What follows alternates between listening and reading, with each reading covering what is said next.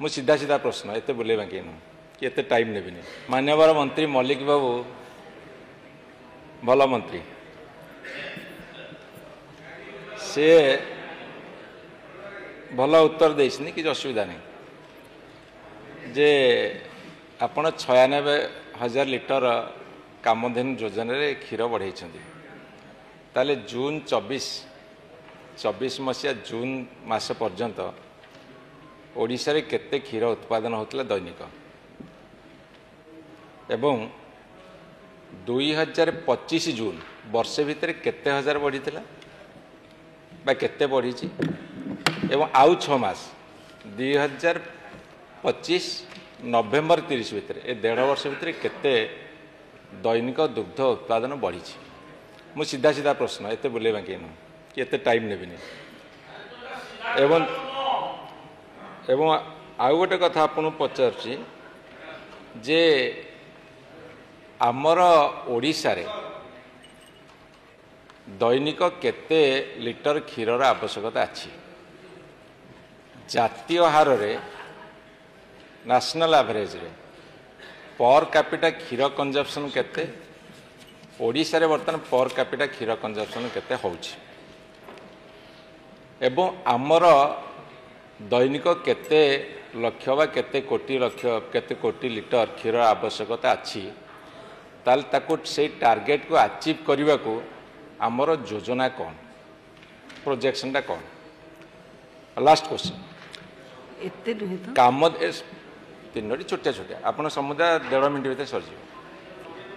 कामधेनु योजनाटा आपणकर भारत वर्ष रे यला अनन्य योजना आपन कहले कामधेनु हला देशी योजना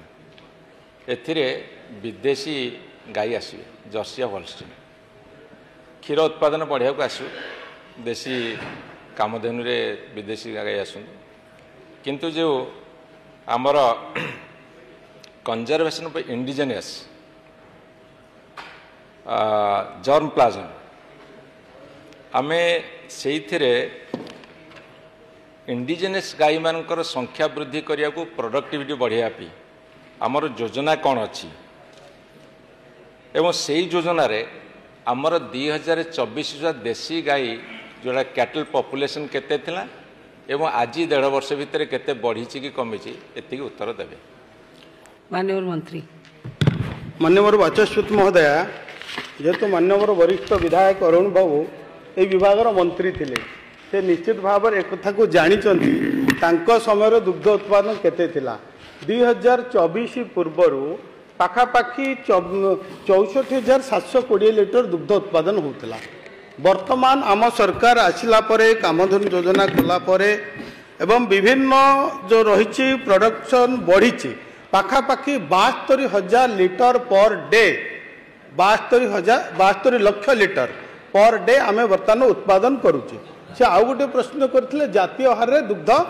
केते कंजप्शन अच्छी जातीय हार जदि आम देखा 300 ग्राम दूध पर हेड थिला बेले आम ओडिशा रे ता बहुत कम 165 ग्राम 60 रु 65 ग्राम दुग्ध वर्तमान आम कंजप्शन करुचे तेणु जे देखा आकु आम आगु को बढ़ेवा आम योजना करूँ जे जो मुख्यमंत्री कामधेनु योजना जे केवल क्षीर प्रोडक्शन करवा नुह आमर जो लक्ष्य रही ओडिशा को श्रेष्ठ समृद्ध विकसित राज्य करने यदि श्रेष्ठ समृद्ध विकसित राज्य करने कहले ग्रामांचल अर्थनीति उन्नति करिवार आवश्यक रही ग्रामांचल कृषि कृषक को सशक्त करिवार आवश्यक रही तेणु कृषि कृषक को सशक्त करने ग्रामांचल लोक रोजगार देवाई ये हूँ गोटे जुगान्तकारी योजना जे कामधेनु जो योजना गोटे योजना नुह एथिरे आउरी 8टी उपयोजना रही आपण एथिरे महिषी पालन रही घास जोटा फड़र व्यवस्था रही बाछुरी पालन रही एथिरे बड़ कथा होची जे आपण गाई किणवे सरकार पैसा देवे आपण गाईर खाइबा दुग्ध उत्पन्न वृद्धि करने जो फड़र चाष करेंगे पर हेक्टर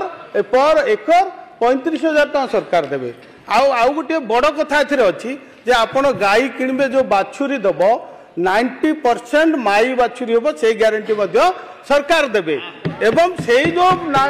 बाछुरी बड़ होगापाई 28 मास पर्यंत तार खाइबा पाखापाखि 20,000 टंका सरकार बहन करेंगे तेणु आपण चिंता करंतु क्षीर उत्पादन केमती बढ़िबो लोक माने केमती स्वावलंबी हेबे एवं लोक माने अर्थनैतिक उपार्जन करि परिबे। तेणु आमे निश्चित भाव में जो आमर लक्ष्य समृद्ध ओडिशा श्रेष्ठ ओडिशा यदि आम श्रेष्ठ देखा एस रे आम सेल्फ सफिशिएंट प्रथम करवा सबू दिगरे आज माछ अंडा क्षीर प्रत्येक दिगरे कृषि क्षेत्र में आम सेल्फ सफिशिएंट कले ही श्रेष्ठ समृद्ध हो पार आउ गोटे आत्मनिर्भर आम हो पारे। आउ गोटे कथा कहले आमर देशी गाय आम विदेशी गाय जमा आणुने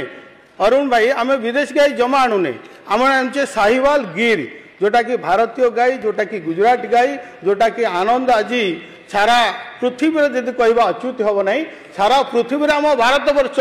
1 नंबर दुग्ध उत्पादन करुच्ची यदि भारत पृथ्वी में जेतिक दुग्ध उत्पादन होची तार 1/4 भारत में से उत्पादन आम करुचे। तेणु निश्चित भाव में ओडिशा को मध्य आम दुग्ध उत्पादन वृद्धि करवा। मु धन्यवाद देवी आम मुख्यमंत्री को आगरू आपणकर मेला होउथिला कोठी ना आपणकर बड़ बड़ जो पड़िया रे होउथिला जो जिल्ला रे होउथिला आज आम सरकार यही जो प्राणी संपद मेला को ब्लॉक स्तर को नहीं चलती